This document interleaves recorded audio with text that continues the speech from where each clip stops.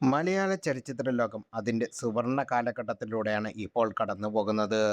തിയേറ്ററുകളിൽ മാത്രം ഒതുങ്ങി നിന്നിരുന്ന കാലത്ത് നിന്നും മലയാള സിനിമ ഇന്ന് ആഗോള സിനിമാ ലോകത്തേക്ക് തന്നെ വലിയ ചർച്ചയായി മാറിക്കഴിഞ്ഞു. കഥയിലെ വൈദഗ്ധ്യവും ഹൈ ക്വാളിറ്റി മേക്കിങ്ങും സംവിധാന മികവും കുറഞ്ഞ ബജറ്റിലുള്ള മേക്കിങ്ങിനപ്പുറം ബോക്സ് ഓഫീസിലെ റെക്കോർഡ് കുതിപ്പും എല്ലാം മലയാള സിനിമയെ ലോക സിനിമാ പ്രേമികൾക്കിടയിൽ തരംഗമാറ്റി മാറ്റുന്നു. OTT സ്ട്രീമിംഗ് പ്ലാറ്റ്ഫോമുകളുടെ വരവോടെ മലയാള സിനിമ ലോകത്തിൻ്റെ നെറുകയിൽ എത്തിയത്. നായകനെ മാത്രം നോക്കി സിനിമ കണ്ടിരുന്ന ഒരു കാലത്ത് നിന്നും ഇന്ന് സംവിധായകരെയും മറ്റ് ടെക്നീഷ്യന്മാരെയും പേര് നോക്കി സിനിമ തിരഞ്ഞെടുക്കുന്ന പുതിയൊരു സിനിമാ സംസ്കാരത്തിലേക്ക് പ്രേക്ഷകർ എത്തിയിരിക്കുന്നു. അത്തരത്തിൽ മലയാള സിനിമയെ ലോക നിലവാരത്തിലേക്ക് ഉയർത്തുന്നതിൽ പ്രധാന പങ്കുവച്ച മൂന്ന് സംവിധായകരാണ് ദിലീഷ് പോത്തൻ, ചിദംബരം, ബേസിൽ ജോസഫ് എന്നിവർ. കോടികളുടെ ബജറ്റോ അതിർഭാവത്വമുള്ള സൂപ്പർ ഹീറോ ഫോർമുലകളോ ഒന്നുമില്ലാതെ തന്നെ ഭാവതീവ്രതമായ മനുഷ്യബന്ധങ്ങളെ ക്യാമറ കണ്ണുകളിൽ ഒപ്പിയെടുത്ത് സിനിമയാക്കുന്ന സംവിധാന ശൈലിയാണ് ഇവർ മലയാള സിനിമയിൽ പരീക്ഷിച്ച് വിജയം കണ്ടത്. മലയാള സിനിമയിൽ റിയലിസ്റ്റിക് സിനിമ മേക്കിങ്ങിന് ഒരു പുതിയ നിർവചനം നൽകിയ സംവിധായകനാണ് ദിലീഷ് പോത്തൻ. സാധാരണക്കാരൻ്റെ ജീവിതത്തിലെ ക്യാമറ കണ്ണിലൂടെ ഭാവതീവ്രമായ ഒപ്പിയെടുക്കുന്നതിനാണ് പോത്തേട്ടൻ്റെ സ്റ്റൈൽ. ഫഹദ് ഫാസിൽ നായകനായി എത്തിയ മകേഷിൻ്റെ പ്രതികാരം എന്ന ചിത്രത്തിലൂടെ തന്നെ മലയാള ജീവിതത്തെ തൻ്റെ തനിമയോടെ പകർത്താൻ അദ്ദേഹത്തിന് സാധിച്ചു.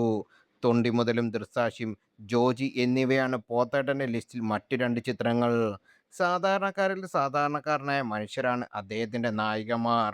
അനാവശ്യമായ നാടകീയ രംഗങ്ങളില്ലാതെ മനുഷ്യജീവിതത്തെ അതിൻ്റെ സ്വഭാവതയോടെ തന്നെ അവതരിപ്പിക്കാനുള്ള ദിലീഷ് പോത്തൻ്റെ സംവിധാന മികവ്.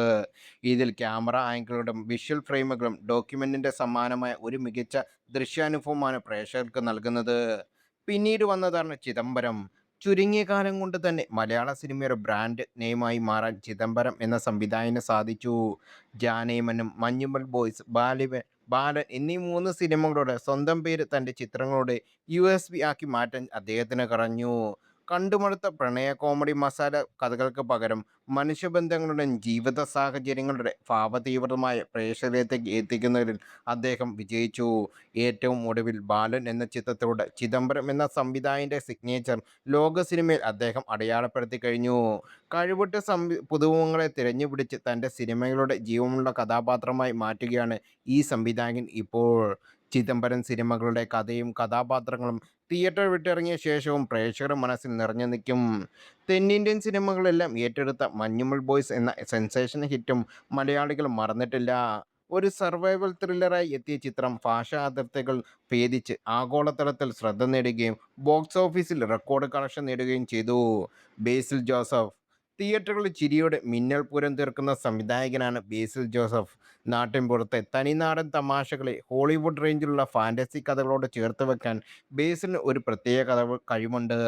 കുഞ്ഞിരാമായണത്തിലെ കുഗ്രാമവും ഗോദയിലെ ഗുസ്തിക്കളവും കടന്ന് മിന്നൽ മുരളിലൂടെ മലയാളത്തിൻ്റെ സ്വന്തം സൂപ്പർ ഹീറോയെ ലോകത്തിനു മുന്നിൽ എത്തിക്കാൻ ബേസിലിന് കഴിഞ്ഞു. വലിയ ബജറ്റോ അനാവശ്യമായ മാസ് ഇല്ലാതെ തുടക്കം മുതൽ ഒടുക്കം വരെ പ്രേക്ഷകരെ ചിരിപ്പിക്കുകയും ചിന്തിക്കുകയും ചെയ്യിപ്പിക്കുന്ന ആളാണ് ബേസിൽ ജോസഫ്. സിനിമകളുടെ മാജിക്ക്. കുഞ്ഞിരാമായണം, ഗോദ, മിന്നൽ മുരളി എന്നീ സൂപ്പർ ഹിറ്റ് ചിത്രങ്ങളാണ് ബേസിൽ യൂണിവേഴ്സിലുള്ളത്.